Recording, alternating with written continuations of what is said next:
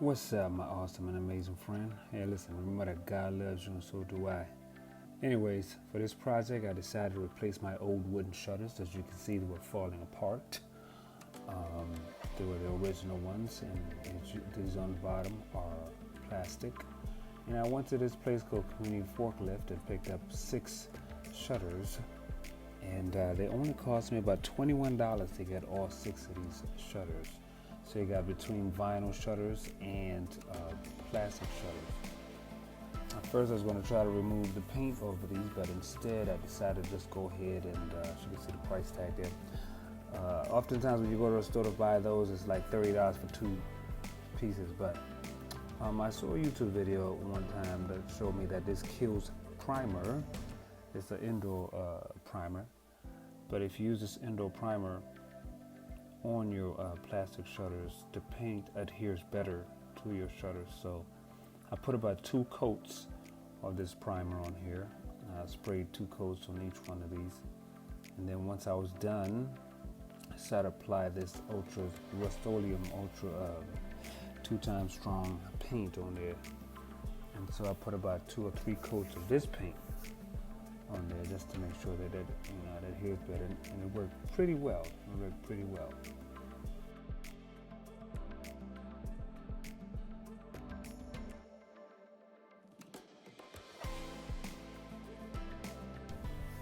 So in this image, this is their after one coating of the Rust-Oleum paint.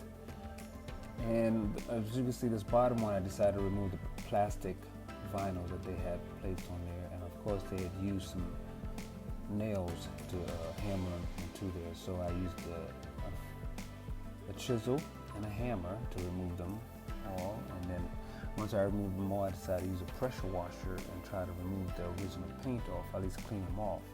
But while I was cleaning them, I noticed that the paint was chipping, or the paint that was placed on there was coming apart. So I decided just to try to pressure wash as much as I could off the original paint that they put on there. Once I was done with that, then I decided to use the Kilz primer and coat it a couple of times with it again, and then repaint these with the same color of the other blue paint. And then once I was done with that, I decided that I was going to put them back on the wall using screws this time instead of nailing them to the wall. And so these 2 vinyl shutters at the bottom were actually my trial run. I decided to drill some pilot holes at the bottom and then use the screws to screw them in. So far they look pretty nice. I kind of like the outlook that they have now. And then I continued on to the other side of the house and drilled some pilot holes into the second set of vinyl shutters. I also covered up the original holes that the vinyl shutters had on them before I spray painted them.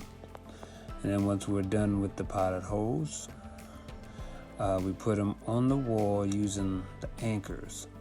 So you can see this green anchors is what I decided to utilize into the cement inside the wall. So we hammer those in and then place those shutters right on top.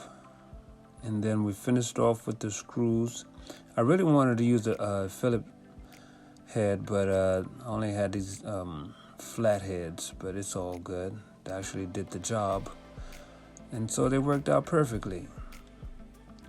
And then this is the last one that I was going to put on the bottom as far as the shutters go, the vinyl shutters. Once I lined it up, then saw that it was perfect, I was very happy. So next I moved up to the top where I had to remove the original shutters, the wooden ones. So I had to score using a box cutter. And then once I used that box cutter, and then I started rocking them back and forth until they got loose. And then once they got loose, I was able to just pull them off, and they were easy to pull off the first 2 because I was standing on this canopy or this awning right underneath me. And so that was very easy to move. But then by the time I started moving to the next window, I ran into some bat poop, also known as guano. Okay, so I was nervous because I was like, I hope I don't run into any bat, but yeah, so that's bat poop. And both of these window shutters ended up having some bat poop. But once I scored the caulking off, as you can see, that's what it looked like after I removed all three of them. So that was a blessing. And then I came in and used some TSP to clean as much dirt as possible from the bat poop, also known as guano, and try to see if I get as much white as possible on the siding. For each area, I repeated this process probably like 2 or 3 times just to make sure I was getting as much dirt as possible off. And then I hosed it down. And of course, as you can see the progress, it looks much cleaner than before. And then once we were done with that, then I went over it again. So I went to each window just trying to make sure I could clean off as much as I could. And of course, here's the results of what it looks like after I was able to clean it off. And I was very happy, very pleased with it.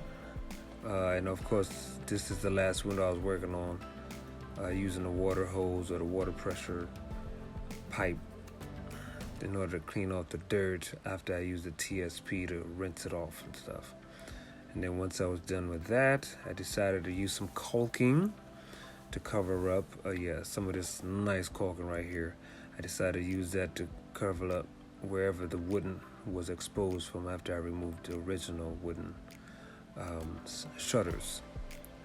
And so once I put a few coats on there once I allowed that to dry. And then of course this one, as you can see, the wooden part that's exposed, I decided to also caulk that too as well. I also decided to finally fill in the holes because the wooden shutters were nailed to the metal siding. So I had to prepare that before I put the new ones up. And then once I was done, I decided to bring the plastic shutters up and then drill some pilot holes into all of them.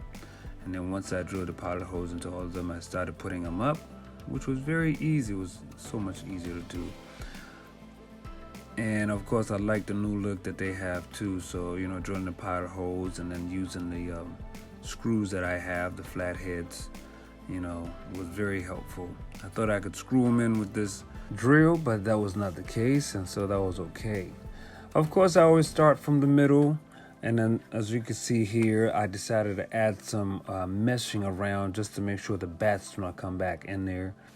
And I made sure to add all that meshing to all the windows just to make sure that the bats do not come back or are not able to gain entry into those windows. And as you can see the progress here, I got all 3 windows almost done. Here's the last one that I was going to work on, and that's the last shutter looking up.